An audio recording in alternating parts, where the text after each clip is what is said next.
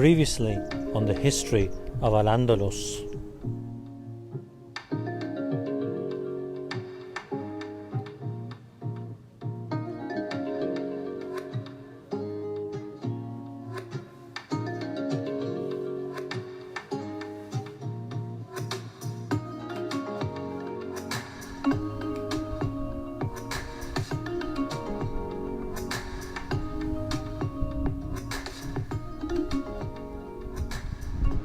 So the caliphate of Córdoba collapsed in the year 1031, and the cracks in society that were present before, which Abdurrahman III and Al-Hakam II were able to gloss over and seal together, began to emerge again. And Al-Andalus would break up into over 30 states. However, after competing and infighting and conquering, they would be amalgamated into 9 states, and these each state would be called a Taifa. Taifa is an Arabic word which means like a faction. So there was 9 Taifa states, and these Taifa states were very, very weak, and in order just to exist, they had to pay tribute to the Christian kingdoms in the north. And because they had to pay this tribute, they had to tax their inhabitants quite highly, and as a result, their own populations didn't like them at all.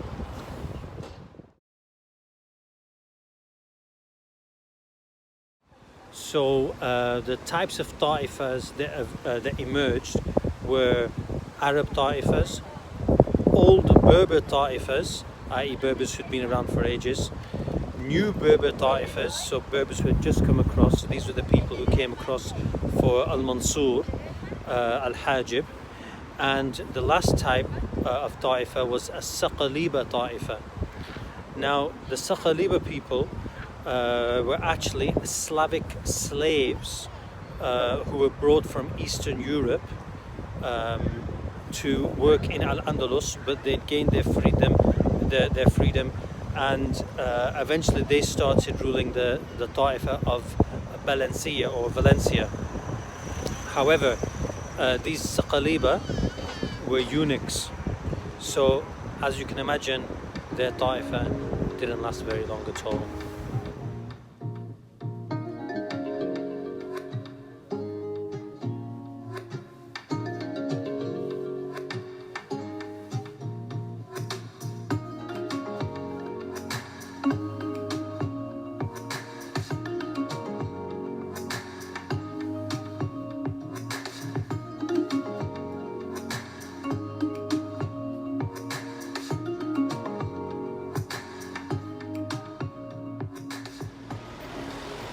In the early 1080s, there was some trouble brewing in the Christian states in the north of the Iberian Peninsula, in particular Leon and Castile. The king had died, and he'd split his kingdom between his 3 sons. And as soon as that happened, they all started fighting each other. One of these sons was called Alfonso, and Alfonso lost his kingdom to one of his brothers and eventually had to flee. So where did he flee? He came right here to Toledo, to one of his best mates, the Muslim ruler of the Taifa of Toledo, and he stayed here in Toledo for 2 or 3 years, and he really enjoyed his stay. Then his brother died, and he returned back to Leon and Castile to retake the throne. But this certain King Alfonso VI, also known as Alfonso the Brave, would play a major role in the future events between the Catholic states in the north and the Muslim states in the center and the south.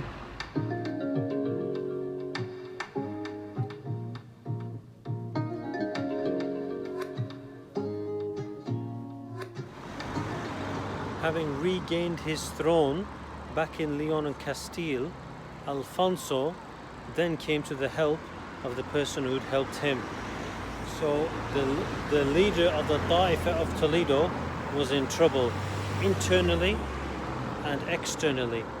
Externally, the leader of the Taifa of Seville, further in the south, wanted to try and invade. And internally, the people weren't very happy with the leader of the Taifa of Toledo. Therefore, he invited Alfonso to come down from Castile and to help him keep the city. While Alfonso came, he then struck a further deal for him to actually take the city and take over ruling the city as long as he gave him safe passage to another Muslim Taifa somewhere in the south. However, Alfonso knew that a straightforward takeover like this wouldn't look very good. Therefore, he decided to stage a fake siege to make it look as if he took the city. And eventually, in the year 1085, he entered the city and became the ruler of Toledo. And Toledo had switched hands for the first time in nearly 400 years from being a Muslim city to being a Catholic city once again.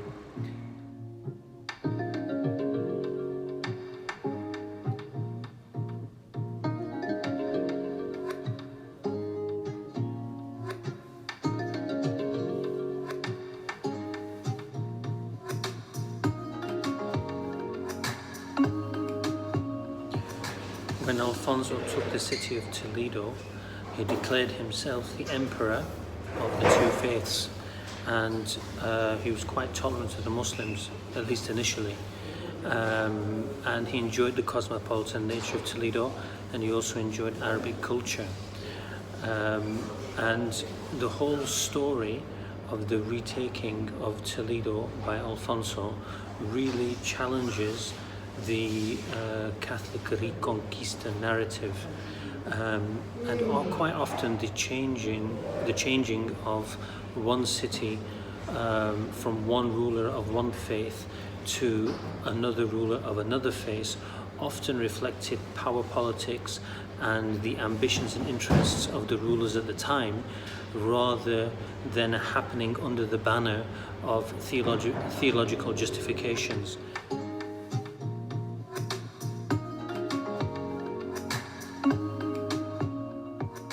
One place in Europe, known as Al-Andalus, was not in the Dark Ages at all. They were far, far ahead in terms of their learning and in terms of their civilization. So when Alfonso took the city of Toledo, he actually got his hands on the latest knowledge, the latest learning in the whole world. And that would transform European society from then on. And many people from all around Europe would start traveling to Toledo, studying Arabic, reading the Arabic texts, and then going back to their own lands to further the education of their own people. There's a few examples we can give of this. One is an Englishman, one is a Scotsman, but there's no Irishman in this story. But as for the Englishman, he was called Daniel of Morley.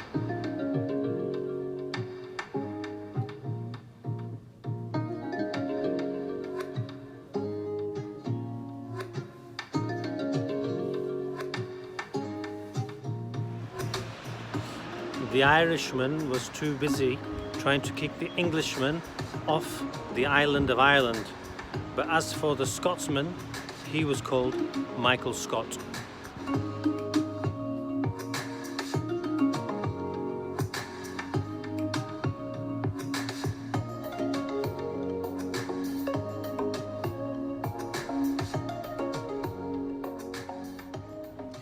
The first university ever in the world was made in the city of Fez, which is in modern-day Morocco, and it was inaugurated around the year 850. But it's no surprise that only 3 years after Alfonso took the city of Toledo in 1085 that the first university in Europe emerges. So in 1088 the University of Bologna was inaugurated, and from that point onwards Islamic Spain had woken up Europe from the Dark Ages.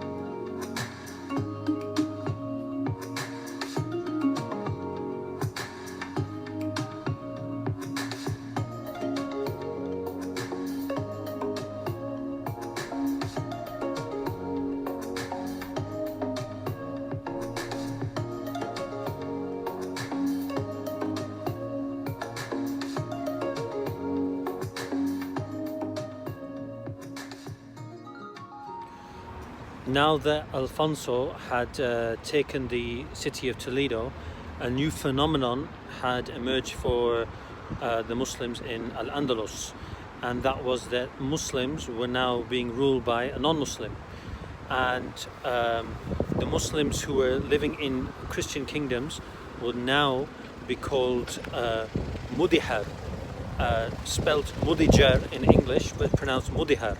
And this word Mudihar is actually from an Arabic word called Mudajjan, which means tamed. And these Muslims were not just cast aside and treated badly. They were recognized for the worth that they had. So they were used as architects and artisans and craftsmen. And this word Mudihar actually became a label for a type of architecture, which were buildings commissioned by Christians, generally Christian religious buildings, that were built by Muslims in a Muslim style. And a classic example is this building right behind me. It looks very Islamic indeed, but it's actually the train station of Toledo. But if you were to walk around Toledo, you would see many of these buildings, churches, cathedrals, but they look like mosques with Islamic motifs inside as well, and some of them even have Arabic inside as well.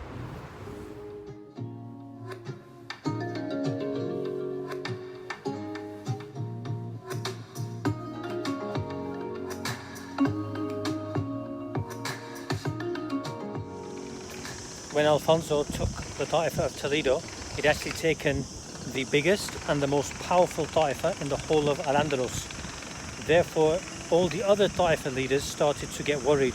The ground was shaking beneath their feet, much like my feet are shaking on the suspension bridge. And therefore they decided there was something they needed to do to protect their own thrones. They didn't want to unite with each other, but instead they called for help. And where would this help come from? From across the Straits of Gibraltar. And from then on, a new dynasty would now be introduced into Al-Andalus.